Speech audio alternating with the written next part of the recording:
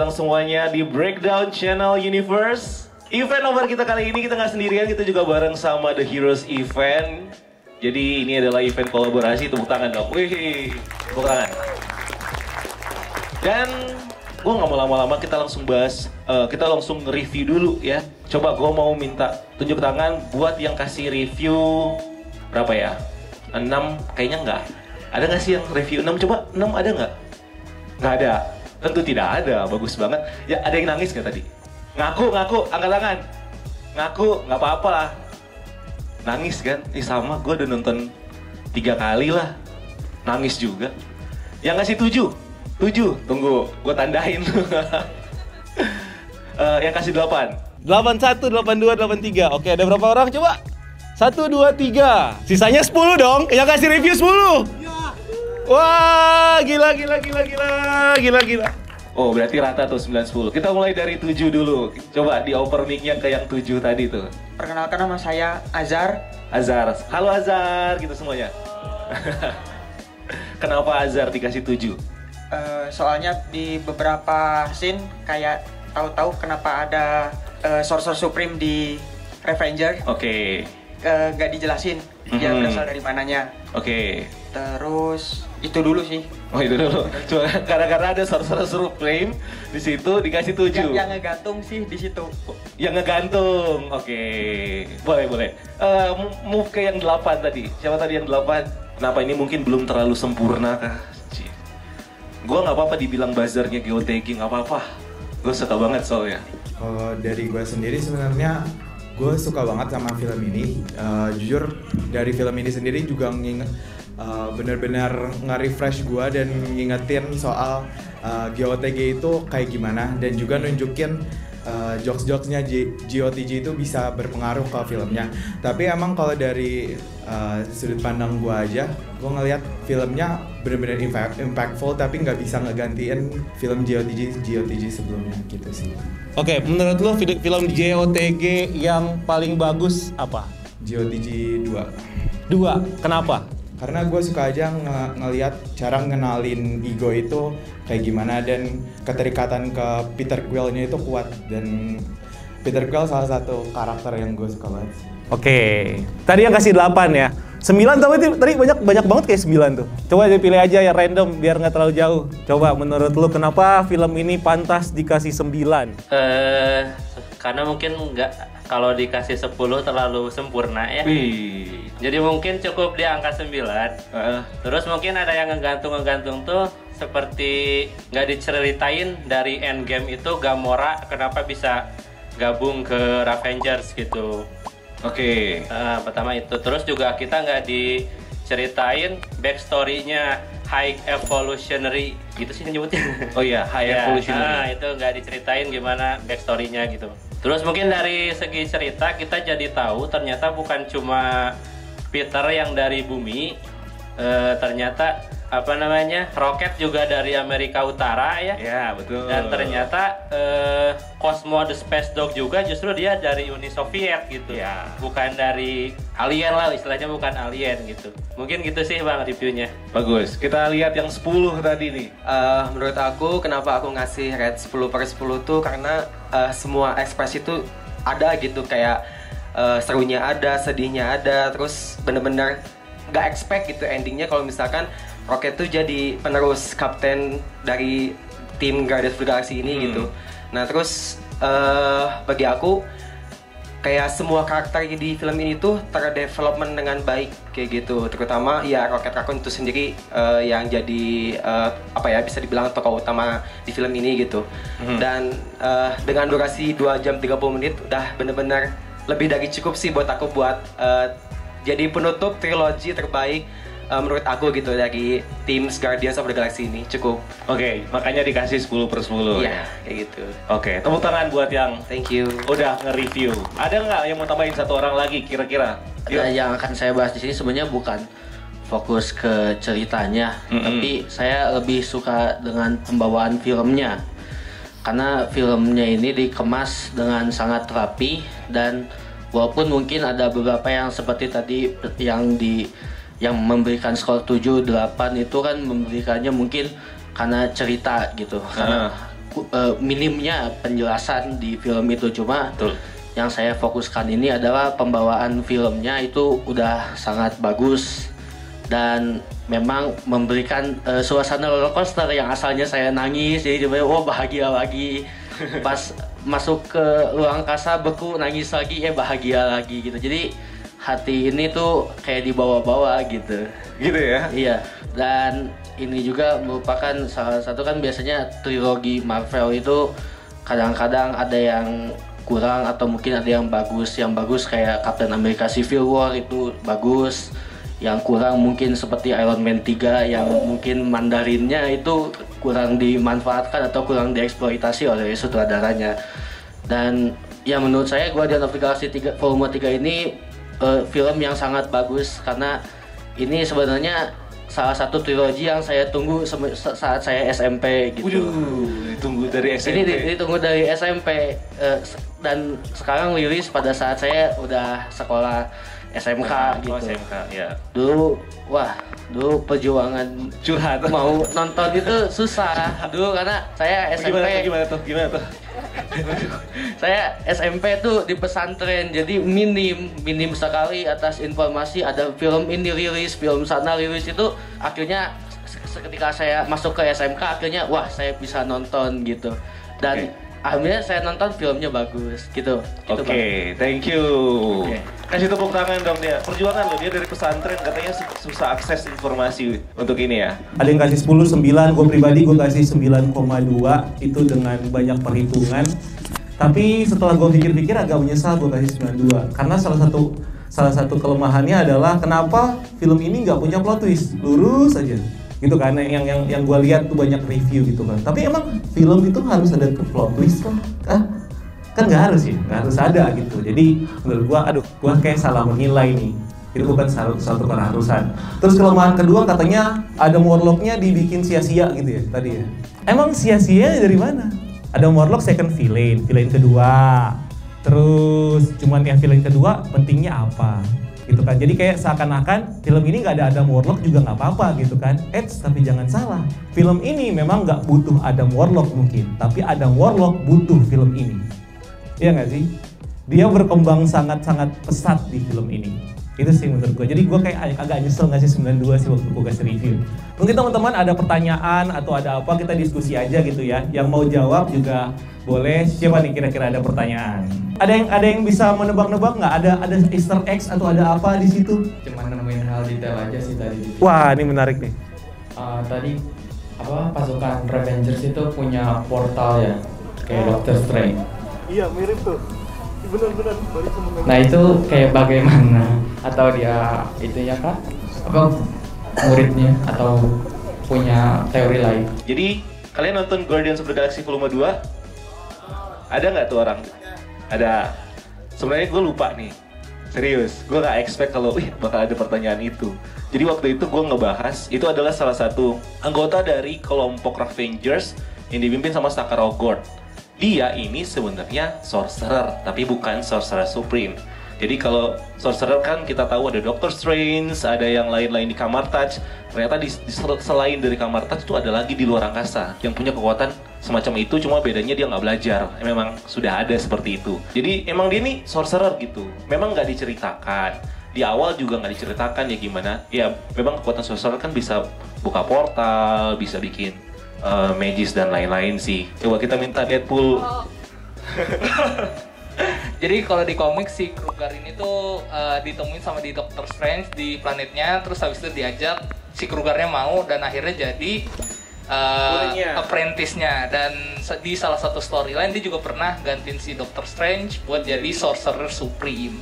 Gitu ya, kalau Sorcerer Supreme. Ada yang punya jawaban lain atau ada yang punya pertanyaan lain? Oke, nama.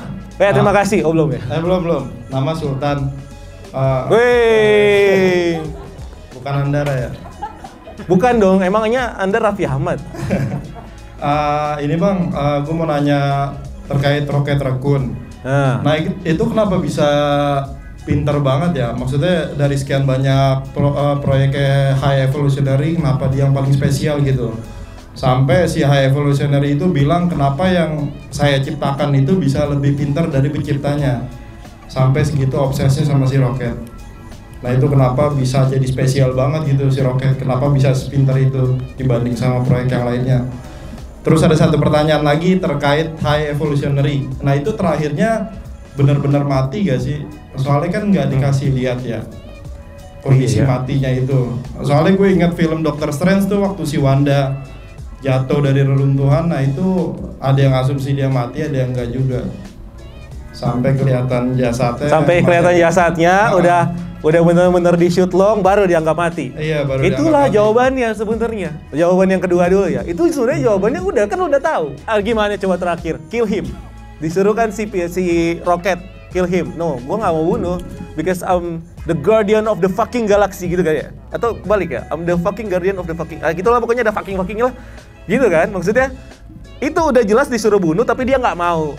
Dan akhirnya nggak ada cerita tentang apa gitu kan ya, pesawatnya hancur bla bla bla segala macam, ya bisa kita anggap mati. Tapi aturan di Marvel adalah kalau lu belum lihat jasadnya dia belum tentu mati. Jangankan itu, yang udah kelihatan jasadnya aja bisa hidup lagi, ya kan? Gitu. Jadi kalau dibilang mati atau enggak.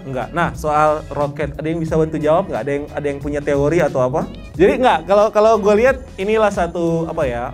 Gue nggak bisa banyak menjawab kecuali imagine dengan berpikir kalau ada something special dengan si Raccoon ini di pertama. Objek eksperimennya dia itu kan tergantung dari basic atau pembawaannya dia sendiri. Misalnya siapa nih? Siapa lu?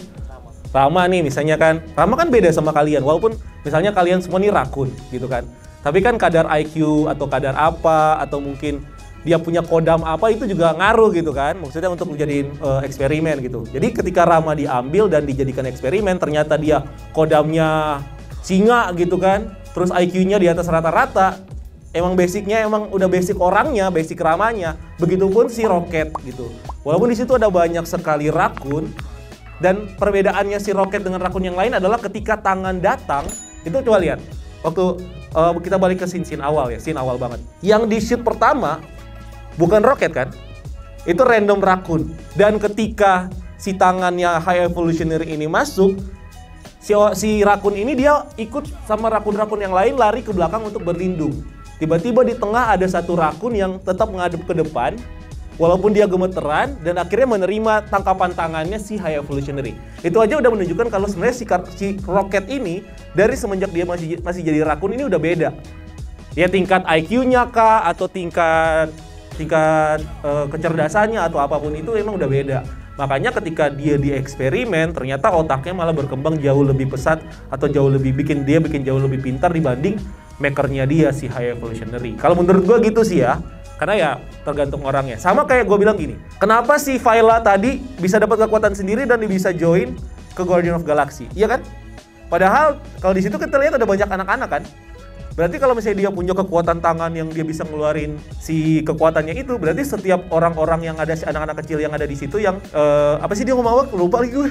Cup-cup. Yang ngomong cup-cup itu berarti punya kekuatan semua dong? Kan enggak. Tetap tergantung dari masing-masing atau dari base dia sebelum di eksperimen. Dan menurut gua Rocket adalah salah satu yang udah emang basicnya jenius, emang Raccoon pinter aja. Ada yang mau nanya lagi tadi di atas?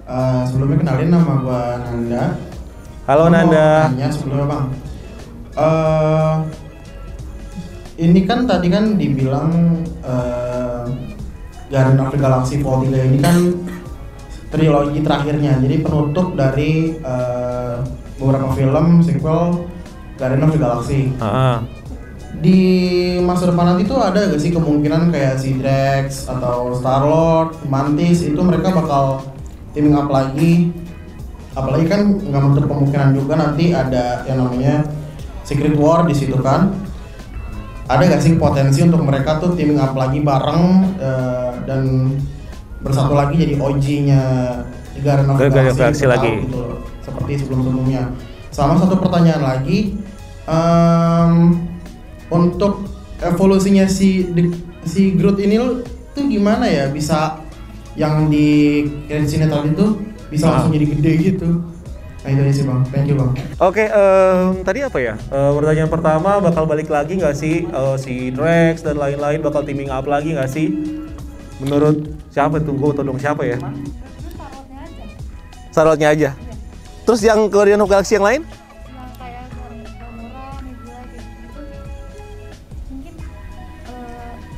tergantung kontraknya mereka. Iya lagi. Iya. Tergantung kontraknya mereka gitu. Terus? Mereka kontrak buat Secret Wars juga apa enggak gitu. Cuma yang udah tahu, bukan udah tahu sih, udah pernah dengar rumornya gitu. Wah, temennya ini ya, James Gunn. Enggak.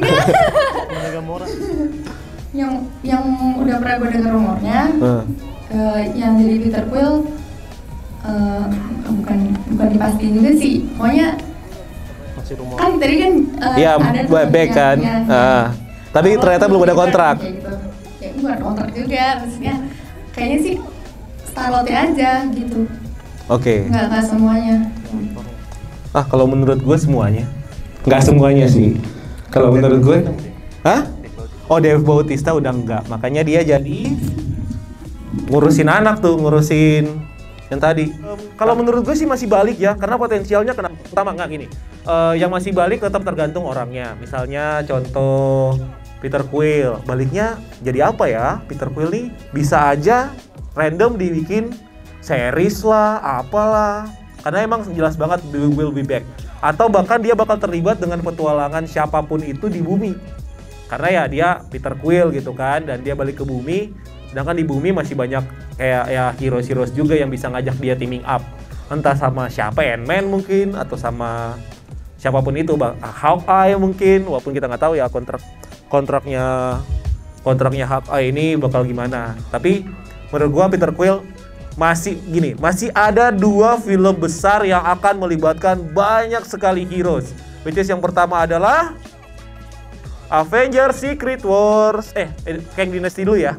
Avengers Kang Dynasty dan Avengers Secret Wars. Jadi menurut gue Guardians of the Galaxy yang tadi tuh udah pasti bakal balik. Yang member baru ya, itu bakal balik. Si Star-Lord bakal balik. Tapi orang-orang kayak Dave Bautista emang udah benar-benar bilang kalau dia nggak bakal balik. Gamora, gue masih belum denger, atau mungkin gue nggak update kali kalau Gamora. Tapi kayaknya orang-orang yang udah pasti bakal kayak nggak mau tuh sebenarnya Dave Bautista sama James Gunn. James Gunn sebenarnya ya nggak tahu ya, kalau duitnya lebih banyak di DC ngapain dia ngambil job di Marvel ya? Gitu aja sih, kayak tergantung job aja. Terus pertanyaan menarik adalah kenapa si Groot-nya bisa gede banget gitu ya? Ini yang salah satu yang keceplosan sama Vin Diesel waktu di premiere. Ada yang nontonin banget nggak premiernya? Waktu premiere lagi di interview? Gak ada ya? Gue salah satu orang yang nontonin banget. Kayak setiap premiere, mau dia acaranya 5 jam juga gue tontonin, serius. Segabut itu gue. Dan si Vin Diesel bilang, belum tahu nih, belum ada yang nonton. Gue kayak waktu interview premiere, gue baru kayak malamnya baru dapat kesempatan buat nonton. Sombong gitu ya. Gitu kan. Nah, di situ dia bilang, apa yang kalian harapkan selama ini ada di ending Alpha Groot. Dia bilang kayak gitu, wah anjir. Dan udah jelas banget dia kasih tahu kalau itu tuh Alpha Groot. Jadi Alpha Groot ini adalah salah satu jenis Groot yang dia tuh udah overpower banget gitu. Jadi yang kalian lihat si itu ya udah dikonfirmasi sama si Vin Diesel kalau dia tuh Alpha Groot. Gitu sih. Jadi Alpha Groot ini benar-benar kenapa dia bisa berkembang, karena ya memang kayak manusia aja gitu. Ketika dia tumbuh, ada banyak porsi kayu yang bisa dia develop gitu-gitulah. Ada lagi pertanyaan? Waduh, banyak ya. Coba yang mana? Dika, pilih yang mana Kak? Ini deh, satu pojok sama gue kasihan udah. Ini deh, tunggu deh. Dia dulu deh, ya, yang deket nih. Gue punya pertanyaan simpel bang. Simpel banget. Kemanakah Mantis bang? Soalnya kan Peter Quill kan udah jelas dia kembali ke bumi. Dan si Mantis memilih untuk berpetualang kemana gitu. Dia masih ngawang-ngawang gitu. Tujuannya nggak jelas. Dia mau kemana gitu. Itu aja. Kemanakah Mantis yang ngurusin si orang yang itu tadi, yang 3 makhluk bateris tadi? Dia ingin mencari jati dirinya karena selama ini dia tuh cuma ngikutin orang. Ngikutin ego pertama, terus walaupun temennya dia ikutin Guardians, gue tetap ikutin Guardians. Terus ditawarin sama Drax, ya berarti sama aja dong, gue ngikutin lu. Gue pengen mencari jati diri gue, gitu. Ya mungkin bisa ditemukan dia lagi di mana gitu, tapi nggak tahu sih kalau kemana ya. Itu kan rahasia yang bikin film ya. Kalau di komik aja tuh nggak ada tuh penjelasannya sebenarnya. Mantis ya Mantis, bahkan minor banget karakter Mantis di sini malah jadi major banget. gitu. Jadi kalau kemana dia mengikuti arah kemana angin mengejar. Mungkin dia jadi space Buddha kali ya. Petapa gitu, tau nggak? Itu sih. Kalau ada yang tahu nggak Mentis kemana? Nggak ada bang. Ya kurang lebih gitu sih ya. Kita kalau misalnya ditanya kemana pastinya kita nggak tahu. Kemungkinan akan balik lagi nggak ke si Mantisnya? Tapi bisa aja dengan siapa tahu kan kendaraan apa sih nama makhluknya tadi? Oh ya Abilis. Ya siapa tahu ketika lagi Kang Dynasty gitu kan, ketika ya wah Avengers pada kalah sama Kang gitu kan, Kangnya banyak banget nih misalnya berantem sama para Avengers sama Guardians juga. Anjir kita pada kalah. Katanya si Mantis save the days. Dia membawa pasukan itu kan. Wah gitu. Banyak banget. Akhirnya Kangnya kalah. Siapa tahu gitu kan. Ih kalau gue disuruh bikin filmnya, disuruh tulis, gue tulis begitu. Biar lo pada kasih rating jelek. Apaan nih yang nulis? Gitu. Kurang lebih gitu. Pertanyaan terakhir bang, apakah mungkin nih bisa si Peter Quill-nya teaming up lagi sama Thor? Soalnya kan Thor Love and Thunder dia si Thor ini salah satu pernah jadi member dari Guardian of Galaxy. Menurut Bang Rian gimana? Enggak ya? Ngapain dia ke bumi kalau ujung-ujungnya ketemunya sama Space God juga?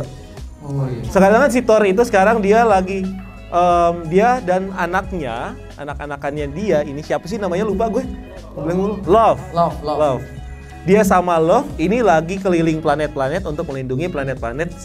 Tugasnya adalah dia pecahannya Guardian of Galaxy, solo karir. Berkata nih Guardians nih. Dia tuh freelancer. Enggak, dia tuh kayak gabung. Abis itu ya udah dia curi ilmunya. Oh, ternyata gini loh caranya melindungi universe. Akhirnya dia bikin geng sendiri. Dia solo karir gitu. John Lennon-nya dia. Tapi John Lennon mah dari awal kan. Ibarat kata John Lennon di The Beatles. Jadi dia bikin solo karir aja gitu. Oh iya. Nah, kurang lebih ya. Tadi di pas main poker itu ada Howard the Duck. Nah, ingin tahu aja nih, pertama latar belakang dia akhirnya apa sih bisa ada di Nowhere, dan kedepannya si Marvel ini bakal mengeksplorasinya gimana si Howard the Duck gitu, kayak bakal kedepannya Howard the Duck bakal ada di mana lagi sih? Oke, Howard the Duck boleh yang di atas biar kita persingkat waktu, karena kita mau bagi-bagi beberapa hadiah atau merchandise. Itu udah ada dari Thors dan ada juga dari Azura. Nanti ya kita bagi-bagi ya. Oke, pertanyaan? Oke, pertanyaannya tadi kan ada Counter Earth yang pada akhirnya kan dihancurkan gitu sama High Evolutionary. Kenapa pada akhirnya Counter Earth ini malah dihancurkan padahal kan udah dibikin sama High Evolutionary? Apakah karena adanya anak-anak yang rambut putih tadi atau bagaimana gitu? Terus kelanjutan anak-anak yang berambut putih tadi itu bagaimana? Oke, pertanyaan bagus karena nyambung sama salah satu karakter si anak-anak rambut putih yang Cup. Howard the Duck ini memang dia adalah salah satu koleksi dari The Collector. Kalau nonton volume 1 dia ada, volume 2 juga kalau nggak salah dia ada. Dan kalau nonton What If itu lebih ada lagi, bahkan lolos gitu kan. Tapi itu kan alternate cerita. Si Howard the Duck ini adalah koleksinya si The Collector yang memang disimpan di Nowhere. Dan ketika si Collector menjual planetnya ini ke Guardian of Galaxy, termasuk juga si Howard the Duck. Ibarat kata dia udah bukan jadi koleksinya lagi, udah jadi kayak residence, jadi warga. Ini aja dia sebenarnya. Dan bakal muncul lagi ya maybe karena dia adalah warga Nowhere. Terus yang kenapa Counter Earth ini dihancurkan?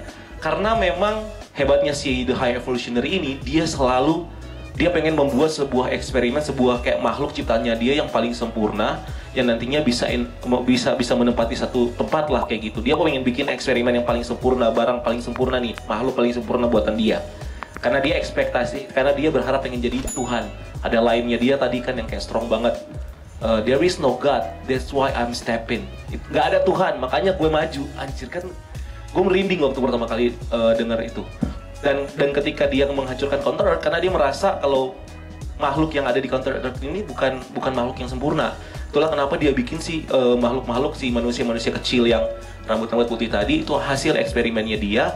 Dan ternyata masih belum sempurna juga. Dia butuh otaknya si Rocket untuk membuat si kaum ini menjadi sempurna. Karena apa? Kaum ini nggak bisa berpikir, mereka cuma bisa menghafal. Dan kalau untuk bisa berpikir, mereka butuh sampelnya si Rocket Raccoon tadi untuk ya dipelajari, di mix lagi DNA-nya supaya si makhluk ini bisa berpikir. Kurang lebih kayak gitu. Dan yang menariknya adalah salah satu dari anak kecil tadi itu join ke Guardian of Galaxy. Namanya adalah Phyla. Namanya tadi kan Phyla doang. Di sini Phyla Vell. Gue coba jawab ini dulu ya. Jadi biar nggak banyak waktu yang kebuang. Phyla Vell ini ya kalau di sini dia jadi anggota baru Guardian of Galaxy, tapi mengambil inspirasinya dari salah satu karakter tua komik. Dia ini adalah generasi keempat dari Captain Marvel. Jadi Captain Marvel pertama itu ada Marvel. Marvel itu kalau di komik cowok, kalau di film cewek. Terus generasi kedua adalah Carol Danvers. Generasi ketiga namanya Ganis Vell. Ganis Vell ini itu anaknya si Marvel. Jadi Marvel ini dia punya anak. Anaknya bukan anak brojol gitu ya. Anaknya sama tuh konsepnya kayak yang dibikin sama High Evolutionary. Adalah hasil eksperimen DNA di mana DNA-nya Marvel sebagai Kree digabungin dengan DNA Celestial. Jadilah Ganis Vell. Jadi generasi ketiga Ganis Vell. Generasi keempat adiknya Ganis Vell namanya Phyla Vell yang tadi tuh bentukannya. Gitu. Jadi sebenarnya Captain Marvel ini itu generasi keempat, si Phyla Vell ini adalah generasi keempat Captain Marvel. Gitu. Dan long story-nya lagi si Phyla Vell ini dia kalau di komik juga menjadi karakter penting dengan nama Quasar. Jadi gini, di Captain Marvel, dia sebagai Captain Marvel dapat kekuatannya dari gelang yang dia pakai.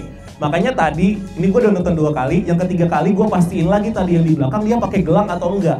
Ternyata enggak, cuma dari sarung tangannya aja. Oh, berarti benar-benar konsep gelang gak dipakai di adaptasi film ini. Jadi dia punya gelang namanya gelang Megabands. Gelang ini yang nantinya memberikan si Phyla Vell ini kekuatan, si Phyla. Terus ada satu lagi dia dapat gelang lagi namanya Quantum Bands. Quantum Bands ini dipakai sama dia karena dia ditunjuk sama Ion. Ion ini semacam salah satu makhluk tertinggi di Marvel yang ada di Thor Love and Thunder muncul tuh patungnya tuh Ion tuh. Dia menunjuk si Phyla untuk menjadi karakter Quasar dengan memberikan gelang Megabands-nya dia. Gelang Quantum Bands dan akhirnya dia jadi Quasar. Nah, ketika dia jadi Quasar, ada satu cerita di mana dia waktu itu Guardians of the Galaxy itu nggak ada. Dia diajak sama Peter Quill sama Star-Lord untuk membentuk Guardians of the Galaxy. Jadi Phyla tadi sebenarnya adalah OG-nya atau salah satu member pertamanya Guardians of the Galaxy. Dan baru dijadiin di sini jadi member udah berapa kali nambah member kan dia yang paling terakhir nih gitu. Jadi ini bisa dibilang kalau buat para fans komik ini salah satu akhirnya si Phyla Vell ini diajak juga gitu sebagai Guardian of Galaxy karena dia sebenarnya adalah member pertamanya kalau di komik klasik ya. Guardian of Galaxy ini pernah bikin salah satu semacam grup overpower gitu versi Guardian of Galaxy. Coba Dika bisa cerita sedikit nih. Gua Deadpool nih. Halo. Deadpool lucu. Halo. Gimana kayak waktu itu Kak? Jadi si ada tuh gue di situ. Jadi ada satu momen di salah satu storyline namanya Thanos Imperative di mana si Peter Quill team up sama Thanos ke Cancerverse. Cancerverse itu sebuah realm di mana semuanya immortal. Nah, karena si Peter Quill ini kelamaan dan ada semacam kayak time dilation atau perbedaan waktu gitu, Peter Quill dianggap mati. Nah, sebelum mati, enggak mati. Karena dia kan di sana. Ya, karena baru sebentar, di sini udah lama. Nah, jadi Peter Quill ini karena kelamaan di sana jadi dianggap mati sama orang-orang. Nah, sebelum dia pergi ke Cancerverse, si Peter ini sempat kayak ngewasiatin Cosmo the Space Dog yang tadi kita lihat di sana, tolong bikinin Guardian of the Galaxy tapi versi OP. Akhirnya dibentuklah Guardian of the Galaxy, tapi namanya bukan Guardian of the Galaxy lagi, tapi namanya The Annihilator. Yang isinya itu salah satunya ada si Quasar, terus ada Silver Surfer, Beta Ray Bill, dan etc. Kayak gitu. Ya gitulah ya, kalau di komik ceritanya si karakter yang cuman muncul tadi di ngomong apa sih? Pipip itu apa sih? Cup. Lupa lagi gue. Cup. Itu.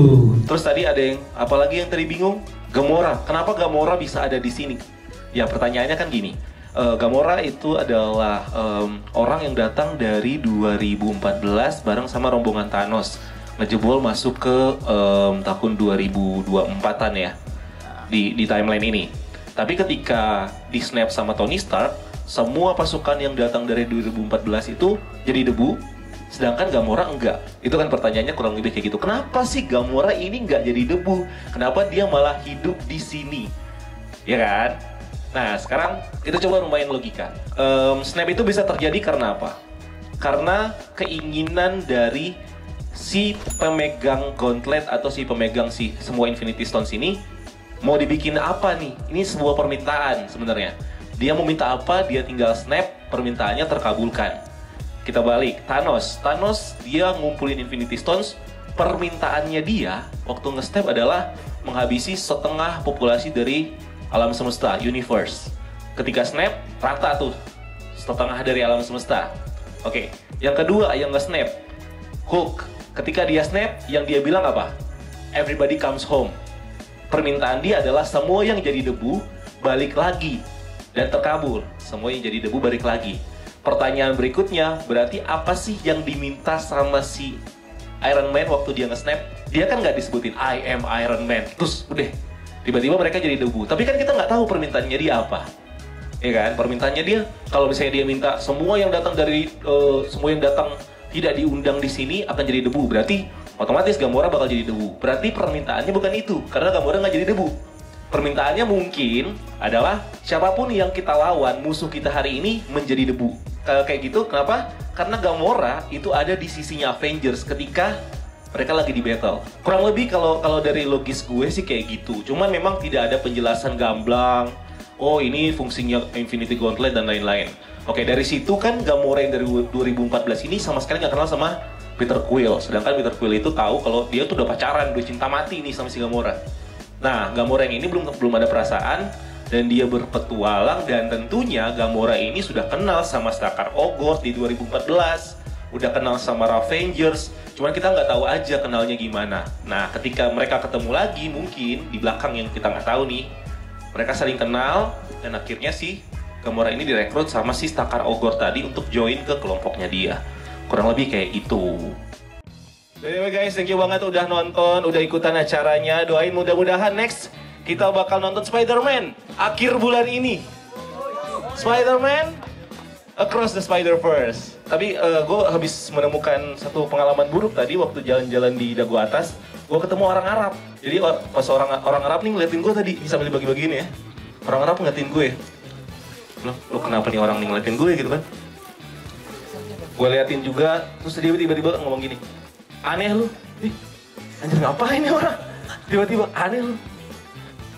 Udah kan, dia liatin, aneh, iya aneh lu.